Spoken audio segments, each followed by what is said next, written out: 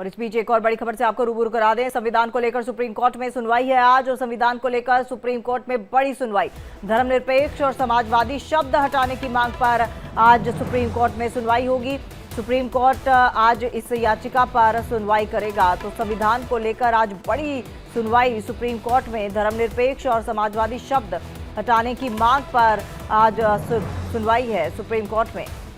तो क्या कुछ कोर्ट फैसला सुनाएगा और इस याचिका को किस तरह से आधार मानकर कोर्ट की तरफ से क्या फैसला लिया जाता है, ये महत्वपूर्ण सवाल, और इस खबर पर हमारी नजर भी बनी रहेगी। तो धर्मनिरपेक्ष और समाजवादी शब्द हटाने की मांग पर बड़ी सुनवाई सुप्रीम कोर्ट में।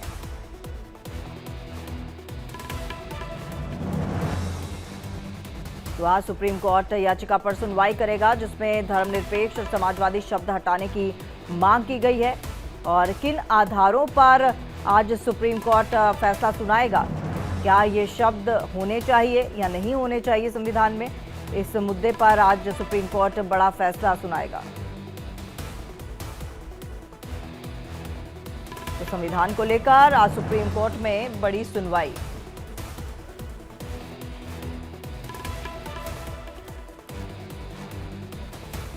तो इसी खबर पर हमारे साथ हमारे सहयोगी आशीष सिन्हा भी जुड़ चुके हैं ज्यादा जानकारी के साथ। आशीष, आज बड़ा फैसला सुप्रीम कोर्ट में संविधान को लेकर। तमन्ना, सुप्रीम कोर्ट ने पिछली सुनवाई में कहा था कि हम इसको लेकर एक आदेश जो है वो सोमवार को जारी कर सकते हैं, यानी आज की तारीख में हम आदेश जारी कर सकते हैं। लेकिन ये जो मामला है ये सुनवाई के लिए सूचीबद्ध है, आदेश के लिए नहीं। तो अब देखना ये होगा कि सुप्रीम कोर्ट आज इस मामले में सुनवाई करता है या फिर आदेश जारी करता है। दरअसल सुप्रीम कोर्ट के सामने एक सवाल है। सवाल ये है कि क्या समाजवाद और धर्मनिरपेक्ष जो शब्द है, क्या इनको संविधान की सूची से हटाया जाए या नहीं। क्योंकि तत्कालीन इंदिरा गांधी के समय 1976 की ये बात है कि जब 42वां संविधान संशोधन के जरिए संविधान की प्रस्तावना में समाजवाद और धर्मनिरपेक्ष शब्द को जोड़ने को वैधानिकता जो जोड़ा गया था, उसकी वैधानिकता को चुनौती दी गई थी।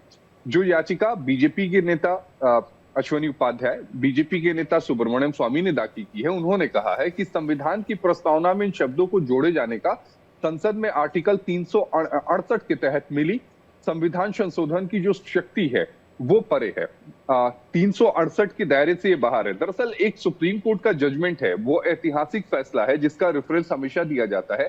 केशवानंद भारती 1973 का ये फैसला था जिसमें 13 जजेस जो कॉन्स्टिट्यूशन बेंच थी वो सुप्रीम कोर्ट में बैठी थी।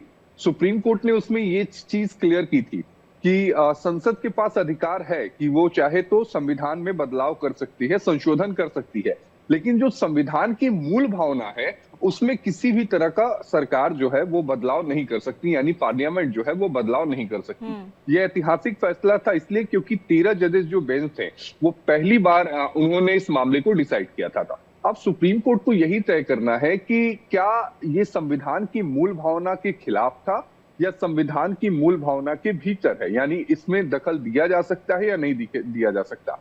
हालांकि पिछली बार जब मामले की सुनवाई हुई थी तब इस समय जो तत्कालीन सीजेआई है जस्टिस संजीव खन्ना, उन्होंने इस चीज को बहुत ही क्लियर कहा था और कहा था कि समाजवाद को हमें जो दूसरे मुल्क हैं या उनकी तरीके से नहीं देखना चाहिए, एक अलग तरीके से देखना चाहिए। हम इसे कल्याणकारी राज्य के रूप में समझते हैं। उन्होंने आगे ये कहा था कि समाजवाद का जो उपयोग है इसलिए किया जा सकता है ताकि राज्य ये सुनिश्चित कर सके कि कल्याणकारी राज्य हो और अवसरों की समानता हो, हम सभी को निजी क्षेत्र से लाभ मिला है।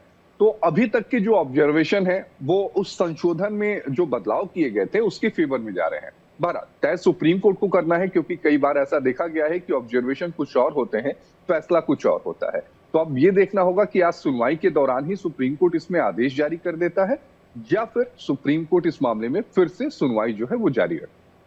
आशीष, एक सवाल मेरा ये है कि किस आधार पर सुप्रीम कोर्ट ये जैसे आप कह रहे हैं सुनवाई कर सकता है या फिर फैसला ले सकता है, किस आधार पर ले सकता है इन दोनों शब्दों को लेकर? नहीं, देखिए मैं इसलिए कह रहा हूं क्योंकि अमूमन जब सुप्रीम कोर्ट कोई ऑर्डर पास करता है तो कॉज लिस्ट में इस चीज को मेंशन किया जाता है कि इट्स फॉर ऑर्डर, ये ऑर्डर के लिए है, या फिर इट्स फॉर जजमेंट, ये जजमेंट के लिए है। लेकिन ये मैटर जो है वो सुनवाई के लिए सूचीबद्ध है। तो कई बार ऐसा होता है कि कोई मामला जो है वो सुनवाई के लिए सूचीबद्ध भी होता है, तो उस समय बीच में ही मामले के सुप्रीम कोर्ट जो है वो अपना अंतरिम आदेश या फिर आदेश जो है वो जारी कर देता है। कई बार ऐसा हुआ, ये कोई नई बात नहीं होगी, इसलिए देखना बेहद दिलचस्प रहता है।